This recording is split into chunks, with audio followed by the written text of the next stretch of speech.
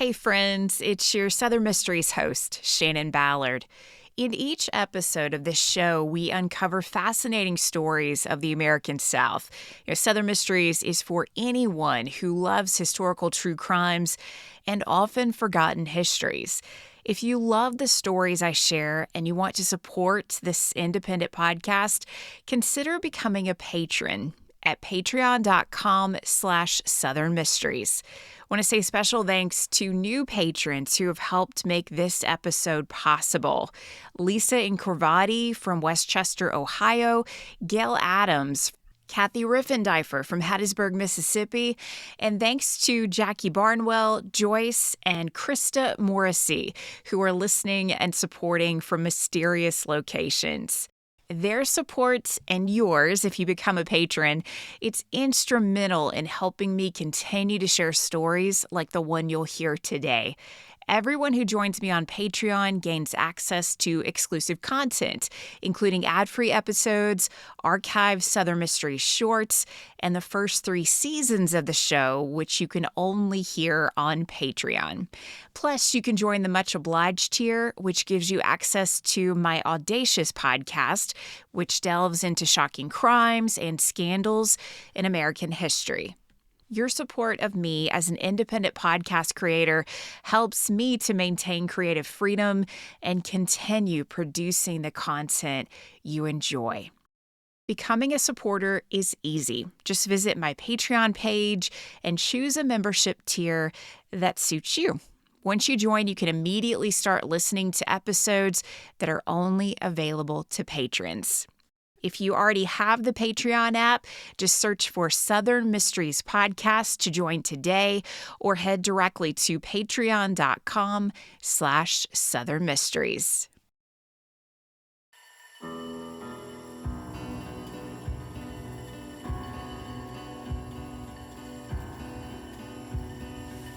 One of the weirdest in all their years of police work. Those are the words of seasoned Louisville, Kentucky detectives who worked the Torture House case. A century ago, the case made national news when a man who had been kidnapped murdered his kidnapper. Verifying this story was complicated for police who investigated this crime. Then came news that investigators in South Carolina needed to have a conversation about the suspect in Louisville. Welcome to Southern Mysteries, exploring Southern history and true crime. I'm your host, Shannon Ballard. This is episode 158, The Louisville Torture House. Just after 6 p.m. on Saturday, March 8th, 1924, a man called the Louisville Police Department to report someone had been shot at 637 South 34th Street. Police responded and found the body of a man lying on a mattress on the floor in a bedroom on the 2nd floor. The victim had been shot twice, once in the neck and heart. Many things stood out in this room. There were steel staples driven into the floor around each corner of the mattress, and several surgical instruments were in the room. Officers would learn the man who called to report the shooting had waited for a doctor to arrive and confirm the man on the mattress was dead. Once the doctor confirmed the death, this man ran from the house. Witnesses told officers it was all so very odd because many people had seen this man run from the house, pause outside. They noticed he was wearing handcuffs and then watched as he quickly began running away from the house again. Now, 2 people at the crime scene inside this house asked to speak with investigators. One was H.E. Schoonover, the doctor who declared the victim dead. The other was a woman who identified herself as the wife of the victim. She calmly told police the victim was 33-year-old Richard Heaton, a respected citizen of Louisville and partner in a brokerage. They lived with their 2 children on South 1st Street. Mrs. Heaton told police she knew who killed her husband. It was one of her husband's lifelong friends, William Gates. Investigators immediately called headquarters, offered a description of Gates, and a manhunt was launched to find the killer. Mrs. Heaton remained in the room, kneeling beside her husband's body, and then revealed why her husband had been killed. She told officers William Gates had been held as a prisoner in this home by her husband. She pointed to the steel staples around the corners of the mattress and explained Gates had been chained to that floor. Now, investigators began to ask questions about the surgical instruments in the room. They asked Dr. Schoonover to examine the instruments, and he explained they were high quality. There was a surgeon's knife, several pairs of forceps, a hemostat, instrument trays, a surgeon's apron, rubber sheets, and rubber gloves, along with bandages, medicated gauze, disinfectant, and chloroform. The doctor told police this was everything someone needed for an operation. Dr. Schoonover explained whoever prepared the room had a backup plan in case the patient died. He pointed to the large watertight boxes, a large butcher knife, and a sharp hatchet, along with sulfuric acid. He said it looked to him as though someone was prepared to dispose of a body. Police searched the house and found revolvers and automatic weapons, along with plenty of ammunition. Mrs. Heaton finally agreed to leave the room and was taken to police headquarters, where she was questioned by Captain E.A. Larkin, the chief of detectives. Initially, she found it hard to speak. She had grown pale and looked very tired. But after resting a bit, she began to talk and explained this extraordinary story. 8 years earlier, at the age of 15, she eloped with Richard Heaton. Things were wonderful for the first 4 years of their marriage. They lived a happy life and welcomed 2 children. Then, suddenly, her husband seemed to become paranoid. He accused her of being unfaithful with several men, including their friend William Gates. Mrs. Heaton and her husband had known Gates since childhood. The 31-year-old was now a salesman working for Procter & Gamble in Logansport, Indiana, but he had grown up in Louisville and was well known and respected in his hometown and visited family there often. But the nature of the relationship between William Gates and Mrs. Heaton never changed. They were friends. She loved her husband and had been faithful to him. She reminded her husband of her love and devotion, but despite denying the affair over and over, he berated her and said horrible things for years. 4 weeks before his death, Richard Heaton hired a female private detective named Jenny Moore. Jenny accompanied Mrs. Heaton when she left the house. She answered all telephone calls and prevented Mrs. Heaton from using the telephone. Police later spoke with Jenny Moore, who confirmed Mrs. Heaton's story. Days before his death, Richard Heaton rented the house on 34th Street and told his wife that he planned to take William Gates there and punish him. Mrs. Heaton explained she was terrified of her husband. She felt trapped, completely powerless. She knew there was no way to thwart his plan. On Thursday, he left their home telling her he was going to get William Gates. On Friday, the day before the shooting, Richard walked into the Heaton home and laughed as he informed his wife he was still holding William Gates over at the house on 34th Street. By Saturday afternoon, Mrs. Heaton was overcome with worry for her husband and William Gates. She managed to sneak away from the watchful eye of Detective Jenny Moore, called for a taxi, and arrived at the house on 34th Street. Her husband answered the door, told her to come in and be quiet. Mrs. Heaton explained that when she saw her husband, She immediately felt pity for him and was very worried. It was clear he had not slept in days, and he seemed completely out of sorts. He began laughing as she asked where William Gates was. Richard Heaton explained William was upstairs, and he was going to give his old friend the scare of his life, so he would go away and never bother them again. Mrs. Heaton begged her husband to let William go and come home with her, but he refused and said she needed to leave because he had to go back upstairs, lest William escape. She refused to leave. Richard walked up the stairs. Minutes later, she heard her husband yell, "Don't shoot!" Then she heard 2 shots fired in rapid succession. She ran up the stairs as William Gates came running down them. He told her he shot Richard and was going to get a doctor. And Mrs. Heaton continued upstairs where she found her husband lying near the mattress in the rear bedroom. Richard was breathing and tried to say something to his wife, but they were interrupted by Dr. Schoonover. He had been in the area when William Gates ran outside, calling for help. When he learned Richard was dead, Gates ran from the home. Mrs. Heaton said she didn't know what to do, so she knelt down, kissed her husband, and remained by his side until police arrived. Officers would later say this was the day they heard one of the most extraordinary stories of their career, and they had no way to verify Mrs. Heaton's story.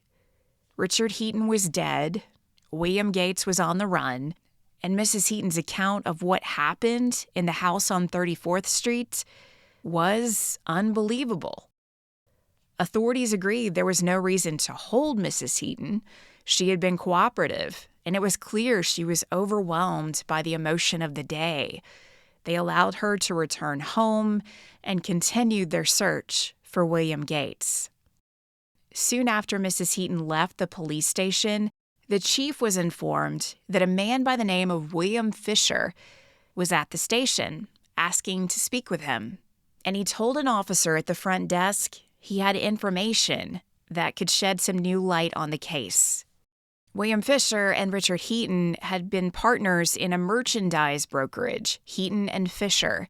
Fisher told the chief he had been worried about his partner for a long time. For over a year, Richard Heaton had been acting strangely and telling him that several men were trying to ruin his life and break up his home. He neglected business, had stayed away from the office for weeks at a time, and never let Fisher know where he was.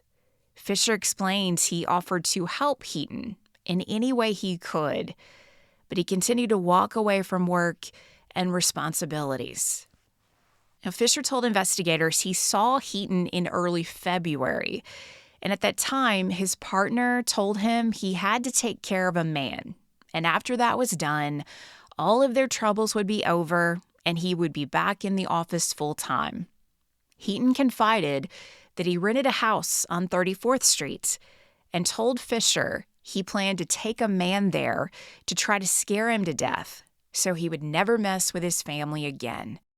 Fisher initially hoped his partner was exaggerating, but he continued to tell of this plan, so Fisher encouraged him to stop and warned him it sounded very dangerous. Heaton insisted he had to follow through and warned Fisher that if he breathed a word of this plan to anyone, he would have to answer to him.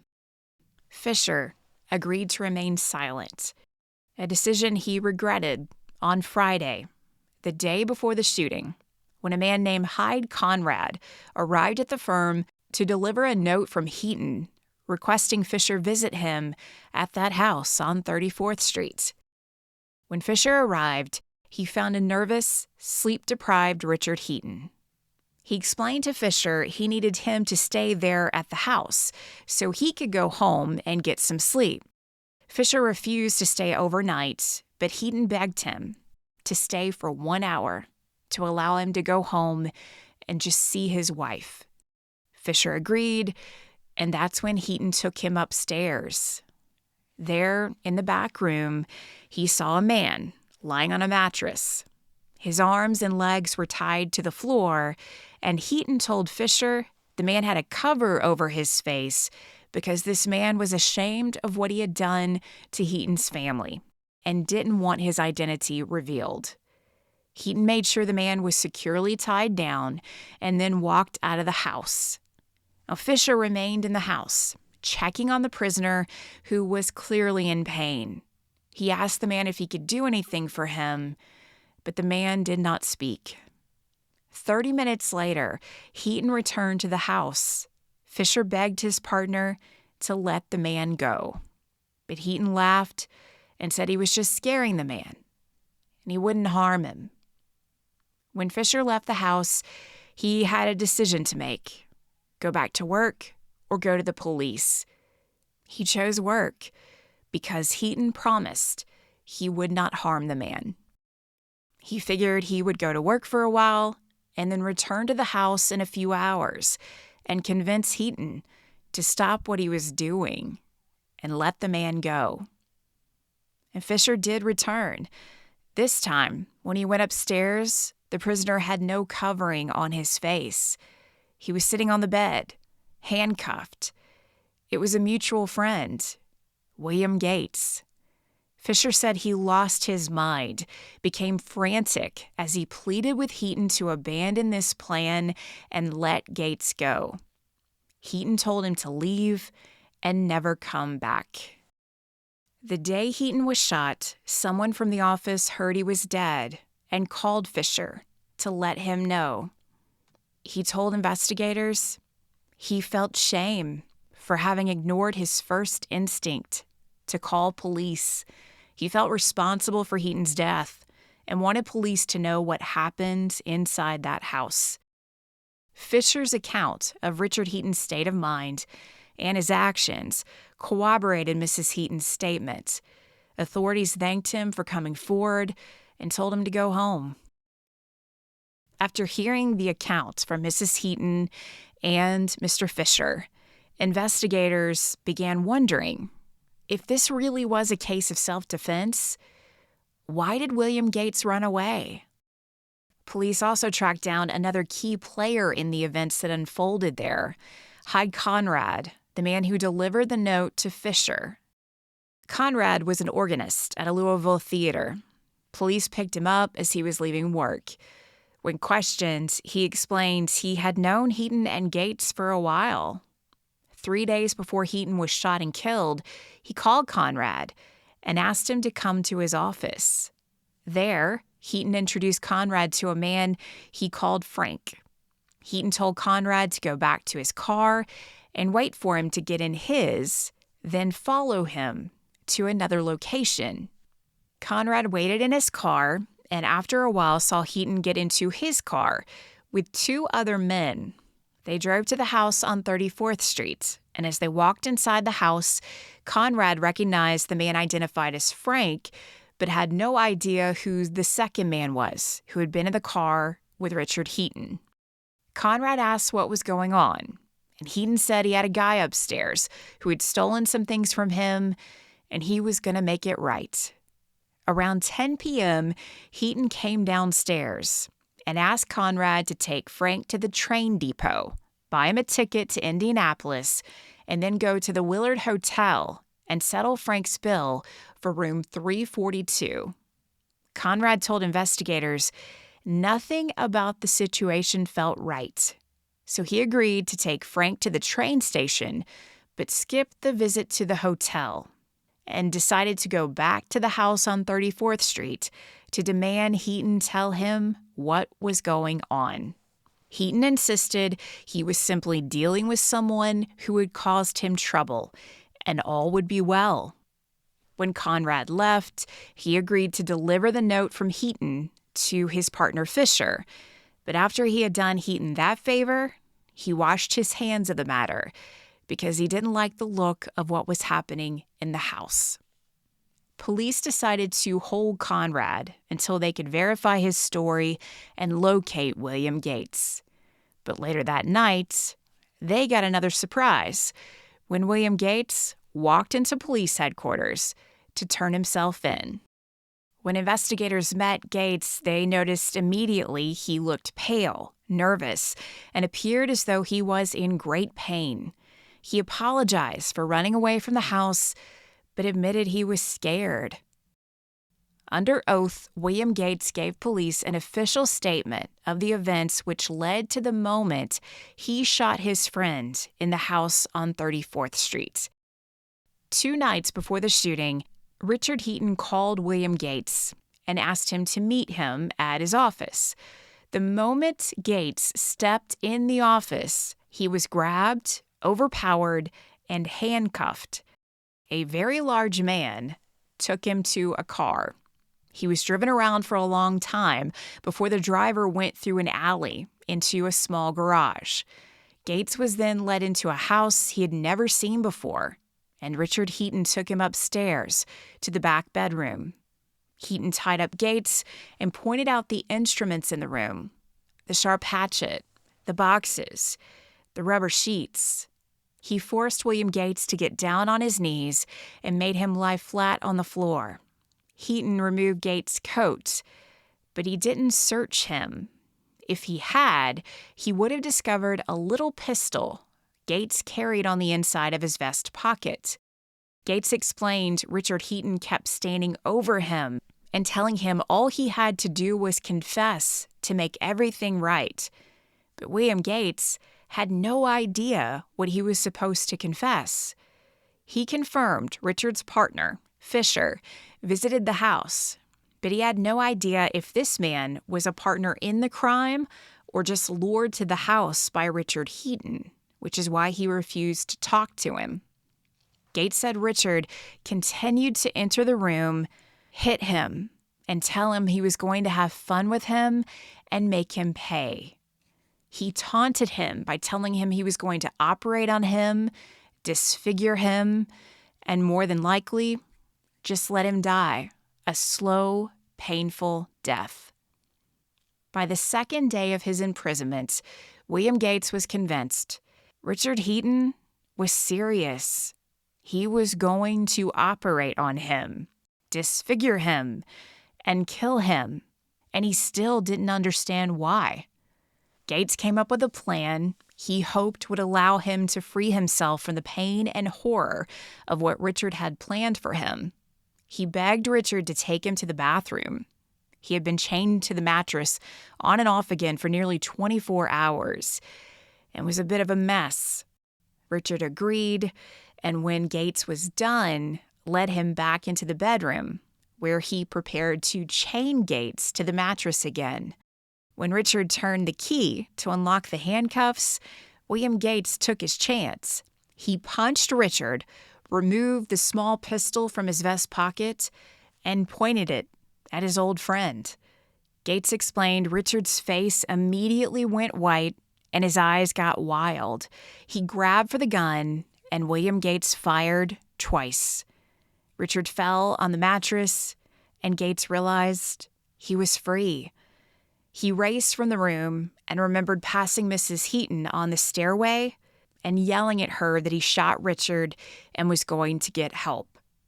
And once the doctor had checked Richard and confirmed he was dead, William Gates admitted he ran from the house again and kept running until he made it to the streetcar a few blocks away.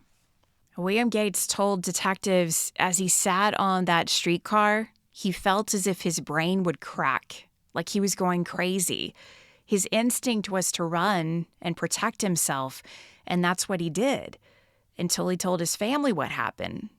They lovingly told him the only way he would really be free would be to tell the truth about what happened in the house and what Richard Heaton had done to him. Gates ended his statement to police with these words: "No matter how long I live, I will never forget the experience. It was too horrible, too cruel for words. I had read of such plots and plans in dime novels, but I never expected to live the victim's part. I know I can never put it from my mind, but now that it is over, I'm confident of being freed and shall attempt to forget all of it I possibly can. I am so sorry I had to kill Dick, but I had to do it to save my life. Once he finished his statement, they told him he should take some time to rest. They then sat with William Gates and questioned him. The biggest question they needed Gates to answer was why he carried a gun to the meeting at Richard Heaton's office. Gates explained he had a hobby for guns and always carried one with him. Authorities were able to confirm he had an extensive gun collection, and friends and family verified he always carried at least one gun when he was on the road. Investigators believed William Gates' story. They recognized he had suffered for days. Each time Richard Heaton entered the bedroom where he was being held, Gates was forced to wait and see if this would be the moment he died. Over and over again, he experienced that fear until he was free. But Gates' path to freedom meant another man had been killed, so they had to arrest him and charge him with the murder of Richard Heaton. As William Gates awaited arraignment, investigators were able to track down the mysterious Frank who helped Richard Heaton. Frank Cordell was a private detective out of Indianapolis who admitted he helped Heaton kidnap William Gates. He told investigators he had no idea what Richard planned to do after they got Gates into that house, and he didn't care. He just left Louisville and went home. He was arrested, convicted, and sentenced to 60 days in jail for the part he played in the plot to kidnap William Gates. Hyde Conrad was also charged as an accomplice, but his case was eventually dismissed. William Gates was arraigned on March 12, 1924. He was released on bail pending confirmation of his story. And once authorities verified statements from Mrs. Heaton, William Fisher, Hyde Conrad, and Frank Cordell, a judge ruled William Gates shot and killed Richard Heaton in self-defense. A coroner's jury also cleared Gates of all blame in Heaton's death. But the story of William Gates and Richard Heaton had one final twist no one saw coming. Just after Gates was cleared of all charges related to Richard Heaton's murder, South Carolina authorities sent a telegram to the Louisville police chief. They requested that if Gates was acquitted and freed in the Heaton murder case, Louisville police arrest Gates on their behalf. There was a fugitive warrant out for the arrest of William Gates and Richard Heaton, stemming from alleged incidents in Lake City, South Carolina. According to Lake City Police, their police chief, W.R. Wall, had been kidnapped and assaulted by Gates and Heaton in November and December of 1923. This new development was front-page news in Louisville, where people had felt compassion for the man who had been tortured, only to learn Gates and the man he killed may have worked together to torture another man. Even more shocking, William Gates admitted he traveled with Heaton to Lake City, South Carolina, and to Houston, Texas, where Gates claimed Richard Heaton sought two men he believed had wronged him by having an affair with Mrs. Heaton. Gates acknowledged he was with Richard Heaton when he handcuffed, detained, and hit the Lake City police chief, who was held in a wooded area just outside of town. He also admitted to being with Heaton when he did the same thing to a man in Houston, Texas. William Gates was forced to acknowledge these trips when he was called to testify at the trial of Frank Cordell, who was accused of being one of Richard Heaton's accomplices in the Gates kidnapping. The defense took issue with William Gates being cleared of murder and accusing their client of aiding in events that tortured and hurt Richard Heaton when Gates had helped Heaton carry out comparably violent attacks on men in Texas and South Carolina. The judge overseeing the Cordell trial cautioned Gates that he had the right to refuse to answer any question to protect him from self-incrimination. At that point, Gates refused to answer further questions regarding details of what happened on those trips with Richard Heaton.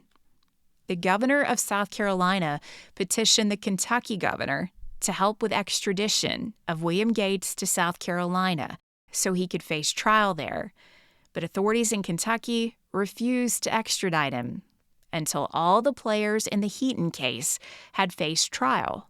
Once those cases wrapped up in Kentucky, South Carolina wanted Gates, but he had a good lawyer who negotiated a deal to avoid trial in Lake City. Knowing of the trips Gates and Heaton made to South Carolina and Texas, you can't help but wonder, was William Gates really so shocked by Richard Heaton's kidnapping and torture plot? Even if Gates didn't carry out violent acts on those trips, he was an accomplice to kidnapping when he helped Heaton. And one question lingers.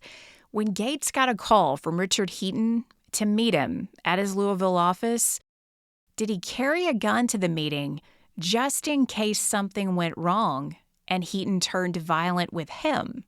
Was William Gates only taken by surprise because Heaton brought in manpower to control him and transport him to the torture house? All we know for sure is Richard Heaton was unstable and had a violent streak.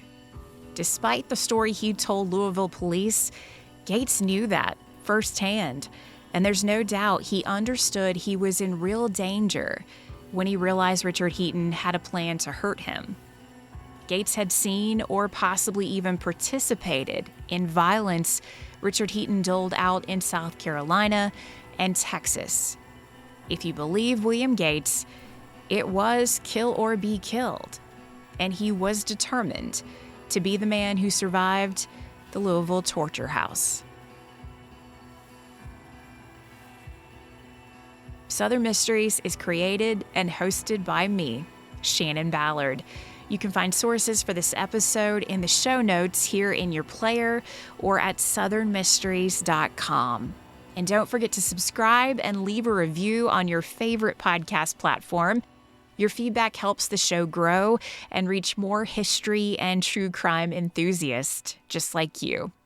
And remember, you can become a patron of this independent podcast to access member-exclusive content, including the show archive of the first 3 seasons, when you join me on Patreon. You can learn more and join today and start listening to episodes you haven't heard before at patreon.com/Southern Mysteries. Or if you already have the Patreon app, open it up and search for Southern Mysteries Podcast. As always, thank you so much for your support, and